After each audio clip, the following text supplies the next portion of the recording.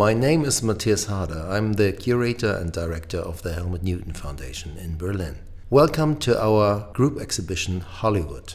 As always, we start with Newton's work. In these first three rooms, we have Newton here welcoming us in this wallpaper. It's a photograph taken by Alice Springs in Hollywood. In the back, the sign Marmont, referring to this famous place, Chateau Marmont, where Helmut and June lived from 1981 onwards. They left Paris, they lived in Monte Carlo, and then they spent all winter months in Los Angeles, starting with portrait photography, nude photography also there. In the first room we see a lot of his nude photography, sometimes commissioned for Playboy magazine and other magazines like this. Sometimes he did it as free projects. On the right side, a lot of vintage prints with this passepartouts with the matting. So you see you did the blacks of the silver and a little bit the curling surface. Sometimes we see other prints forms, it's inkjet prints, later prints. He did it himself. On the right side we see, for example, Barbara Lee coming out of the Ennis house of Frank Lloyd Wright, built in the 1930s in Los Angeles. This became later on kind of a film set for films like Blade Runner. So he is using these landmark architecture with a nude, with a car, and there's stereotypes of Hollywood. Some pictures are from his famous book, Big Nudes, which he compiled in 1981 with nude pictures from Paris and later on from Los Angeles as well. Then he started with a very famous series which is called Domestic Nudes. We all know his famous series Big Nudes, which he did in Paris in the Vogue studios in 1980-81. Then he repeated it in 1992, 1993 in Nice and in Monte Carlo. And these domestic nudes he took in the Chateau Marmont, in his room and sometimes in other rooms. He asked nude models to pose for him within the Chateau Marmont and called this series Domestic Nudes. He gave Roman numbers, similar to the Big Nudes. The huge print, the silver one, it's called Waiting for Earthquake. Kind of an ironic idea, waiting for this earthquake. And we all know that Hollywood is located in a very dangerous geographical zone. There's always a kind of humor and irony in his work. Sometimes he took these pictures of the series Domestic Nudes in black and white, others in color, as we can see here, the so-called red hat, again a vintage print. And on the opposite side, very early nude photograph from the 70s, then Liza Kitchen, and then the portrait photograph of Nastassja Kinski, with the Marlene Dietrich doll besides her. This marks this kind of idea. He, as a German, was photographing two other German actresses going to LA, searching for this myth of Hollywood. Nastassja Kinski went there and later on became the cast of films by David Lynch and so on. And we all know Marlene Dietrich, of course, but she appears here just in this as a doll besides Nastassja Kinski for Playboy magazine. He did other motifs as well on commission for Playboy magazines, as we see here on this extra walls, the black and white ones, and opposite the color ones.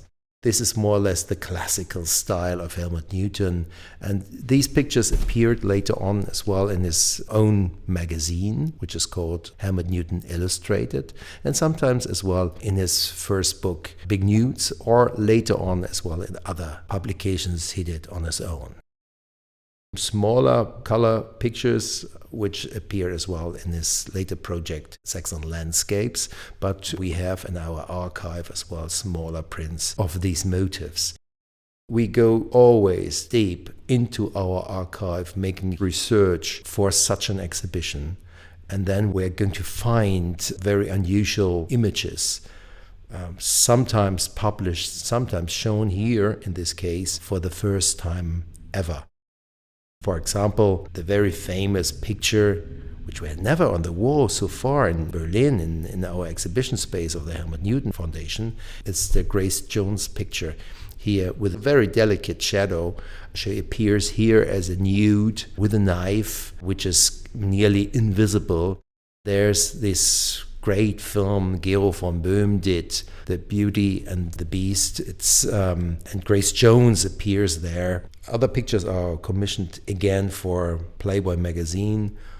Here, a lot of vintage prints we have appearing in this context. Here it makes completely sense within the Hollywood context, because he was photographing a lot of nudes as he was going to LA from 1981 onwards. If we enter the second room, we don't see any nudes anymore. It's more or less portraits and a little bit fashion photography as well. This marks a little bit the amount of pictures which he was taking in Los Angeles, in Hollywood. Most of the pictures were shot for magazines like Vanity Fair, The New Yorker, and other. Portraits of stars, of musicians, of the celebrities of Hollywood, actors, actresses, and more or less 1/3 was nude photography. If we see some frames without a passepartout, without this matting, then we have some new prints in front of us. These are out from the archives as well. We did as well a research of the contact sheets and of the publications he did. Therefore, we see Daryl Hannah or David Lynch with Isabella Rossellini, Julia Roberts, for example. We did these prints for this exhibition. If you enter the Helmut Newton Foundation, you are always confronted with a mix of inkjet prints or the vintage prints. And for the experts in photography, it's fantastic to see as well the original material on the walls. For example, a fashion photograph, a very early one from the 70s, as Newton came to the US, photographing models for the magazines, in this case for French Vogue. So it's not always the case that all the pictures for French Vogue were shot in France, and vice versa, the pictures he did in America just for American Vogue. Sometimes it was vice versa. He was commissioned and then working here or there.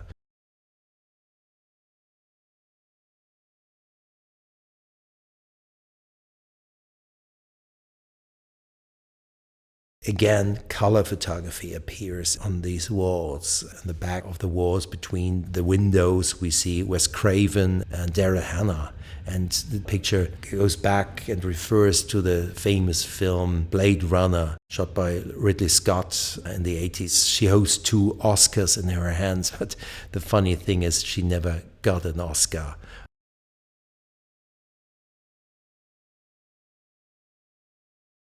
Other stars like Sigourney Weaver, Madonna, or Elizabeth Hurley.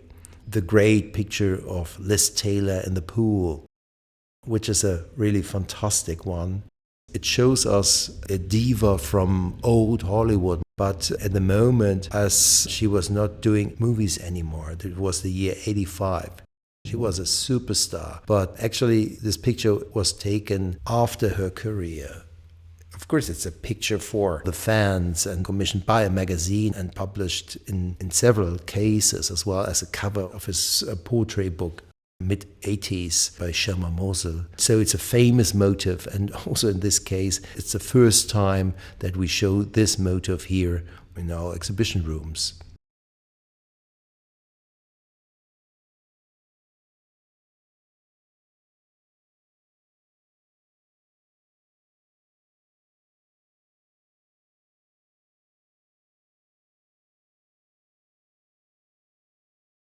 The big black and white picture refers to probably prostitutes in front of this fence. Of course, they are just playing the prostitutes, and this huge picture of Michael Hutchence as well.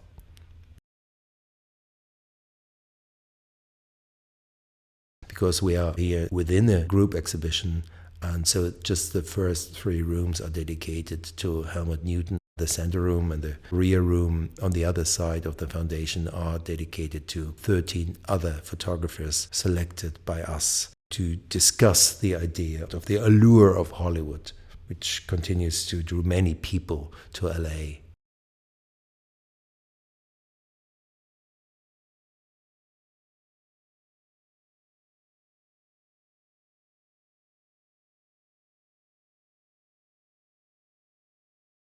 More stars, Jodie Foster, Jacqueline Bisset, Sigourney Weaver.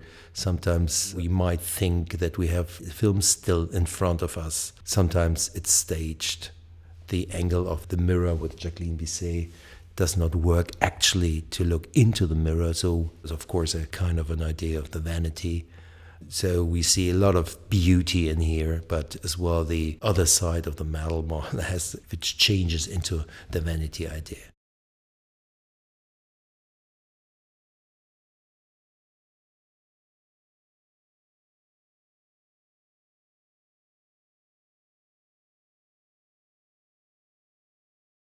Sean Young again here getting out of a car at the Paramount Studios, which refers again to the film Blade Runner. It's not only actors and actresses, it's as well Timothy Leary, as we can see here, all the musicians shot in these pictures, again commissioned by magazines.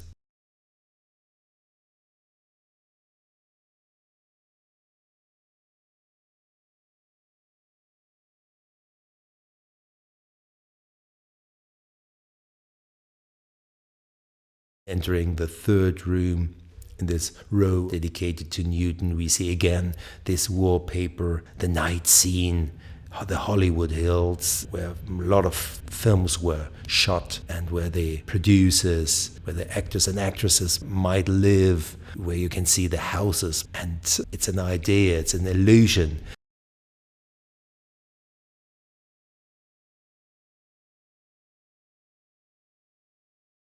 A row of vintage prints, starting with, again, Grace Jones, Dolph Lundgren, and then a set photography, which is very interesting. On the set of Barfly, realized for Vanity Fair again with Bukowski, Faye Dunaway, and Mika Rook.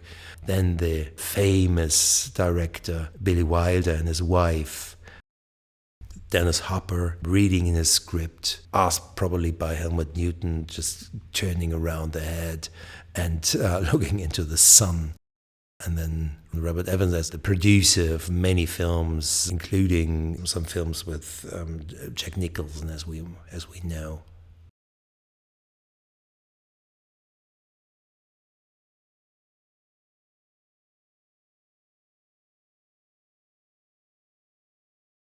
If we go on with this long wall, and then we see different people.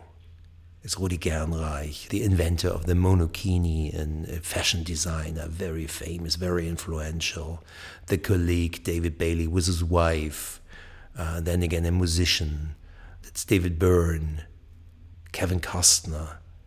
It's a mix of portraits we compiled for this exhibition, and every picture is so individual. It's fantastic to see. Because Newton created a scenario for everybody, which is so different. So actually, he started with square one. He came to the set, and actually he had something in mind already, how he or she would look like. And sometimes assisted by somebody doing a little bit the light, but normally he was alone with these people. You can see this intimacy. It's David Hockney or Dennis Hopper again, or Sigourney Weaver, or Mel Brooks, as we can see, Timothy Leary again. Some of these pictures appeared in his fantastic book, Us and Them, side by side with portraits by June Newton, Alice Springs. So we see Timothy Leary here in the picture of Helmut, and then we see him again on the same double-page spread with a portrait of Alice Springs, and we can compare, we can see the official side, the staged side, and then the private one, shot by June.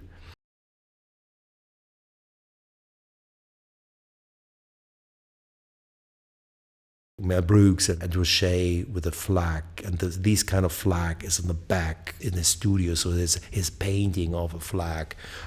So we will see Ed Rocher again within the exhibition, shot by Anton Corbijn, and we see him as an artist as well, with a very famous publication he did, Every Building on Sunset Boulevard, from 1966. The last one here is Michael Cimino at MGM Studios. So we see into the cutting room, and then the idea, this was shot in 1990, and the MGM studio as referring to the big Hollywood studios. We will see as well in the other exhibition rooms, especially with the work of Ruth Harriet Louise and George Orwell.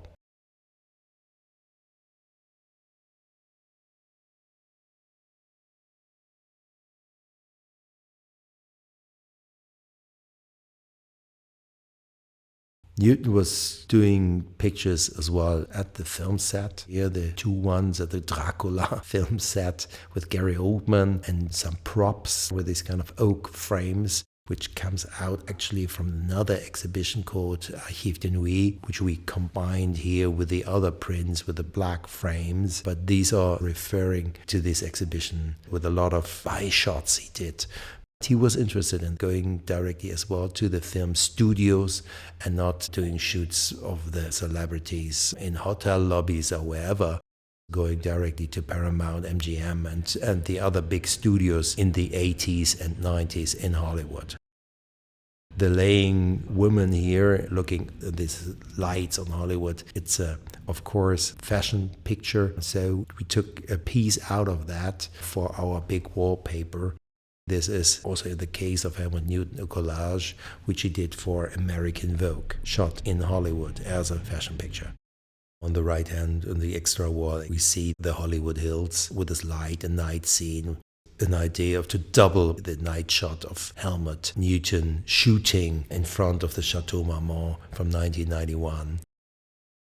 This is one picture which was not taken in Hollywood. This was taken in New York, where Martin Scorsese did a lot of films, as you know, but he is such a Hollywood figure, so we had to include him into the exhibition.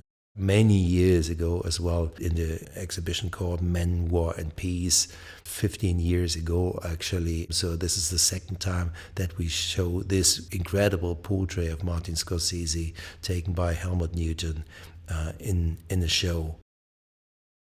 Smaller vintage prints, silver prints, Hugh Hefner, Jack Nicholson and other figures from Hollywood. Larry Flint here, he was the legendary editor of Hustler magazine, and finally Benedict Taschen in front of the Chemosphere house, which he bought in the late 90s. The shot is from the year 2000, as Newton did his first book with him, this huge Sumo. And this portrait with this landmark architecture in the background refers to another photographer in that show, Julius Schulman, which we have here in the exhibition and the other rooms as well. We leave now the rooms of Helmut Newton, the selection of about 100 portraits, nude photos, and a few fashion photos. And the amount speaks a little bit as well of the whole, because he did the most pictures in the genre of portrait in Hollywood. So we jump over to the other exhibition rooms, to the main room and to the rear room of the group show. In this main room, we see a lot of pictures. First of all, the vitrine in front of us. Photography from George Orwell, who was hired by MGM and other big studios from the 30s onwards. He became one of the photographers of the Hollywood stars. As you can see here, he was playing a lot with light, studio portraits, and we see within this vitrine in the showcase, in addition, a box which was in the possession of Helmut Newton. At the very beginning of the vitrine, we saw a portrait of Helmut Newton taken by George Orwell. But the others, the real stars, Johnny Weissmuller, Greta Garbo, Hedy Lamarr, and many others, these pictures were shown to the world. At the wall behind, original works, vintage works by Ruth Harriet Louise, the first photographer of Hollywood at MGM. She came as a photographer to Hollywood and being hired by Myers of Metro-Goldwyn-Mayer. She was a star at the film Ben-Hur. So this was the time of the change from the silent to the tone film. So we see these very early stars shot by Louise between 1925, as she was hired, and 1930, as she was fired and replaced by George Hurrell. We see a female photographer shooting John Crawford, Greta Garbo, Robert Montgomery, and Carmel Myers and others in her style. This was the very early time of portrait photography studios. These pictures were published thousands of times, used by magazines and produced as little tiny postcards for the fans. So the difference between these star pictures, these single pictures, and the huge series of color pictures we see here is documentation of a whole film. Steve Shapiro, who had a nickname, the Eye of Hollywood, was asked to shoot 400 films. So his pictures were used for about 100 movie posters. Here, the film Chinatown. His coverage and the pictures you can see here on this huge 12-meter wall are shown the first time ever. So we work after the surprising passing of the photographer with the estate. So we did this selection to speak about the film, as well referring to Helmut Newton, who worked a lot with John Huston, who is an actor here, with Faye Dunaway, Jack Nicholson, with Roman Polanski, who was the director of that film. So it made a lot of sense to include this film into our exhibition. This was shot in San Fernando Valley, close to Hollywood. It's a great idea to go into that film with these 20 pictures. And everybody who saw that film already might hear the music in his own ear and so on. So it's a coverage of a film, which he did as well for The Godfather, for Taxi Driver, and many other films.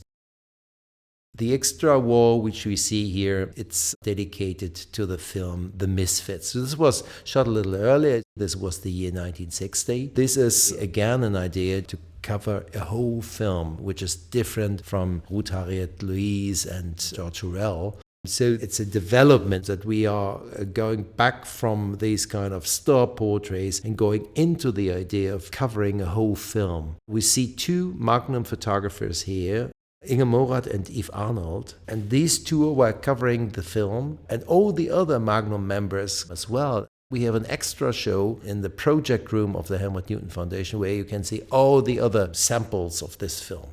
Here, John Huston again, but as the director of the film. We see the author of the book, The Misfits, Arthur Miller. We see Montgomery Clift, Clark Gable, and, of course, Marilyn Monroe. Here, concentrating on the preparation for the film scenes. We see the film scenes themselves. If we would cut, let's say, some pictures in pieces, then we would have on the left side a film still, but with a whole picture, it's set photography. This is more or less the development which happens in the coverage of films and the Hollywood system from this time onwards. It just happened once that the whole Magnum group with all the photographers went onto the set of Reno, Nevada to shoot this film. The huge other wall we see, this goes back a little bit to the idea of Louise and Hurrell. This is the famous photographer George Hoyningen-Huene, and we see a lot of iconic vintage prints where we are able to lend from the George Hoyningen-Huene estate archives, which is located now in Stockholm. So we see John Crawford again, we see Marlene Dietrich, Dolores Del Rio, Ernst Lubitsch, Catherine Hepburn, and many others. So these portraits were published in magazines like Harper's Bazaar, Vanity Fair, and were used as well for the fans of these actors and actresses. George Hoyningen-Huene was one of the leading figures in photography in the 20th century. He came from the Baltic. He was doing a lot of fashion photography in the 20s and 30s in Paris. And his assistant and later on partner, Horst P. Horst, they worked together a lot in Paris as well in the fashion market. We can see again Greta Garbo here. This is the last picture here on the side.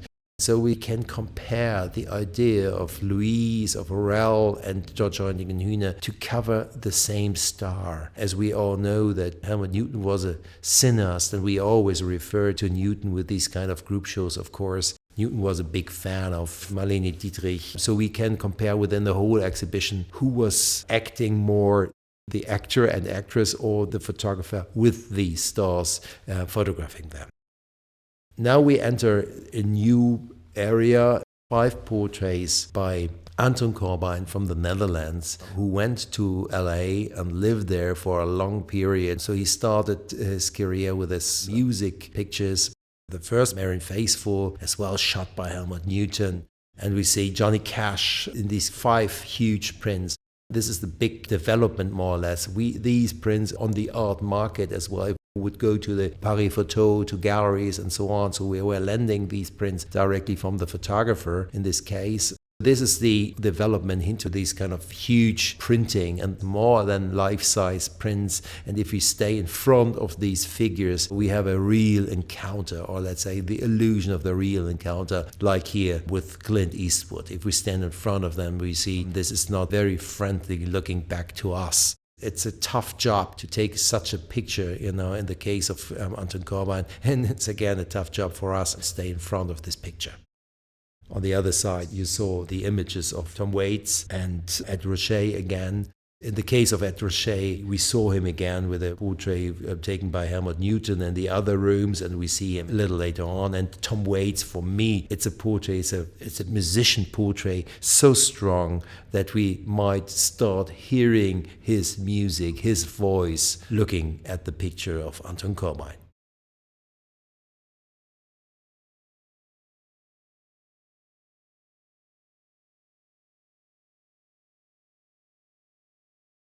Now we are entering a small corridor room with a lot of works. So in the back room, we're going into the system of Los Angeles. So we are leaving a little bit the idea of Hollywood, even if these incredible villas are located in Hollywood Hills, Beverly Hills, and so on. A lot of actors, actresses, producers, directors lived in these villas, and they became places for some of the films, as the Ennis house, for example, to the film Blade Runner, as we saw this as a background motif in the case of Helmut Newton. And up there, this is again the Chemisphere house, the famous one, which we saw already in the case of this portrait of Benedict Taschen, who lives there now. These kind of LA architecture is so unique in the world. You see this incredible light, the fresh air within the hills, and everything is open. Some of these houses are called the case study houses by its famous architects like Lautner, Schindler, and so most of them were coming directly from Europe. Bauhaus trained, and this kind of style, the LA modernism in architecture, has to be part of the exhibition Hollywood at the Helmut Newton Foundation, of course. If you leave the rooms with the architecture shot by Julius Schulman, we go on into the rear room and we see 2 series here. One is shot by Philip Logger, Decorture, just called Hustlers. These are male prostitutes on the streets of LA, especially Santa Monica Boulevard. So sometimes we see a kind of an exterior, sometimes it's an interior. And the title of each picture is the name of the sitter, the origin where he comes from, or if we have a double portrait, where they come from, and the rate they take for joy. And Philip Logger, Decorture, left everybody his dignity. We see a series of men, in this case, playing a role. So this is similar to this kind of role play of the Hollywood films, and if we would not know what this series is all about, these could be as well film stills, and the people could be either props or actors in several films. So it's a very famous series. We were lending from a gallery here in Berlin. There was a book published in the 90s on Philip Logger, Decorture's Hustler series, and also the book became iconic and legendary. Again, here, the idea of the body in a different way. If we know something about the series, then we have a new view on Hollywood, in a way. On the other side, there's a great series taken by Jens Liebchen called LA Crossing. So he was cruising all over LA with a rental car, a few thousand miles. It's a long time project, so he came again and again. Actually, everything started in the year 2010, more or less commissioned by Markus Schaden. It was the idea to reproduce the idea of Stephen Shore, this iconic picture, La Brea Avenue from 1975, and the idea to interpret it and to go on with his own photography. 6 German photographers were asked to go there, and just Jens Liebchen took this on his own as a long-time project. So he just came back and took the last pictures from 2022 here in this exhibition. So it's a huge historical arc within the whole exhibition from 1925 with Ruth Harriet Louise to Jens Liebchen in 2022. It's about 100 years of Hollywood, 100 years of LA shooting. And this idea of Jens Liebchen, it's a little bit similar to the idea of Hollywood films drive-by shooting. Of course, not shooting with a gun, but shooting with a camera, looking out of the car and creating sometimes as well the picture within the picture idea. We leave now more or less LA and go back into the Hollywood film system again. So we are back now in the big exhibition room, the center room, where we had all the other smaller images, vintage prints of Louise, Arnigen Hühne, Shapiro and Magnum Group. So we see a group of 5 pictures here called The Valley by Larry Sultan, shot in the late 90s and early 0 years. It's a funny and bitter series on the porn industry, which is located in San Fernando Valley, close to Hollywood, or more or less part of Hollywood, where many other films were shot as well, including, for example, Chinatown.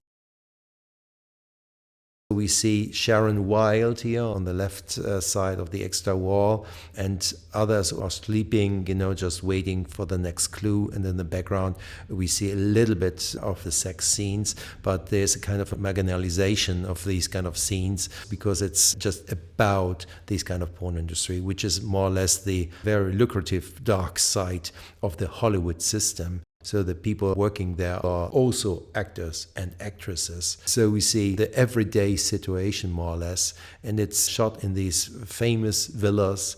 Here we see sometimes as well in other pictures by Julius Schulman or sometimes as well from Helmut Newton. And we have in all 3 parts, and with Helmut Newton, with the nude room, we see here with Larry Sultan, and in the back room with Philip Locker di Corcia, we see as well the other side, that the naked body becomes the main subject, the sex system, which is besides the illusion of the Hollywood system. On the left side, we see a film still, which could come out from a David Lynch scene, no nudity at all. So this is quite interesting because it's really interesting illusion, and there's just a figure in the back, and then we see again kind of a marginalization of a sex scene shot by Larry Sultan. So it's a whole project as well, published as a book, a legendary book, and it's a very famous series, and this is the other side of Hollywood, but these films are shot very close by, and it's the dark side more or less. But the stars of the porn industry have more or less the same rank of comparing as well with the Hollywood stars if you are part of this kind of scene. So therefore it was very interesting for us to include this idea to this exhibition.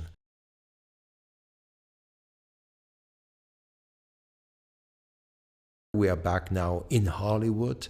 There's a photographer actually from East Berlin, and then he lives now for more than 30 years in Hollywood. It's Michael Dressel, actually working in the film industry as a sound engineer. But besides this job, he's working on the street and photographing people on the street with his tiny little camera. And it's an observation of the situation in Hollywood and around Hollywood, in LA. So we see a lot of people coming to LA, probably full of hope, and now just working in situations which is not the best ones.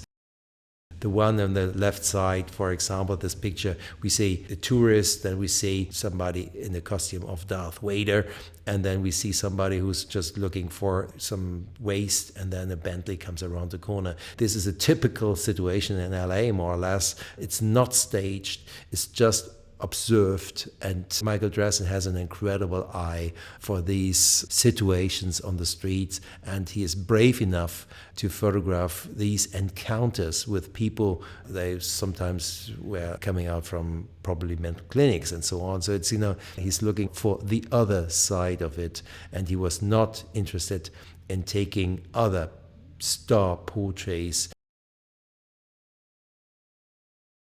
My idea to create an exhibition like this is always presenting a group of works to get an idea of the language of the photographer. This is the last picture of Michael Dressel. It's a picture from the Walk of Fame. So we see somebody here in this bikini with the American flag and the girl with some hope probably in her eyes. So everything is getting together here, in this picture. A lot of people on the streets, and Michael Dressel using his regular lens, so very close to these people, and creating such a documentation of the situation on the streets in LA. Everything could be a kind of a casting show, and some of the people might have the idea to be casted by producers or directors coming around in the streets of LA.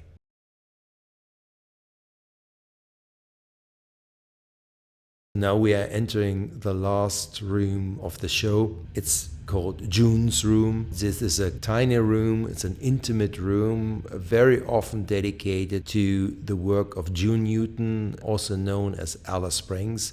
So we decided to show a series of works here June took in the 80s at Melrose Avenue.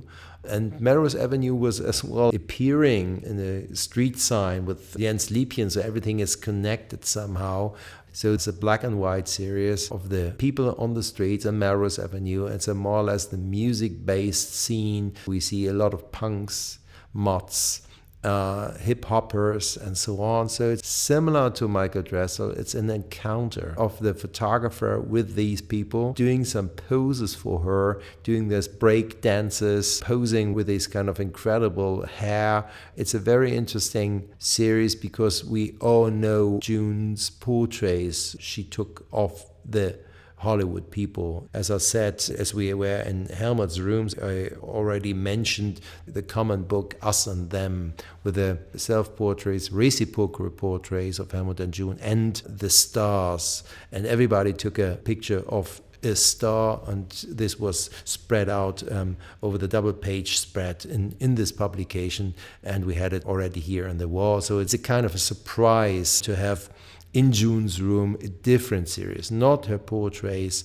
but this series. And the show in 1 year, it will be a retrospective exhibition on June Newton on the occasion of her 100th birthday. And I can promise I'm able to present a lot of similar series, unusual ones, like we see here in June's room in the Hollywood exhibition and this group exhibition.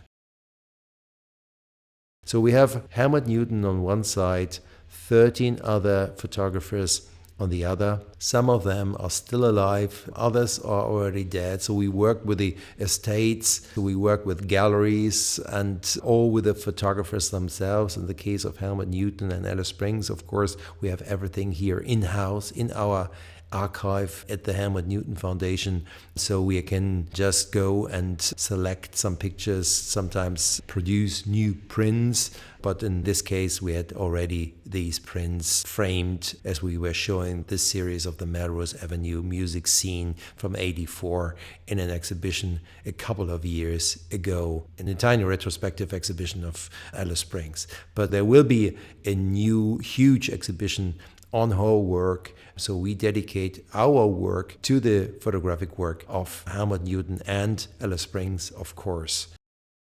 As we can summarize this show, it's a kind of a historical arc of the Hollywood scene plus a lot of pictures of LA.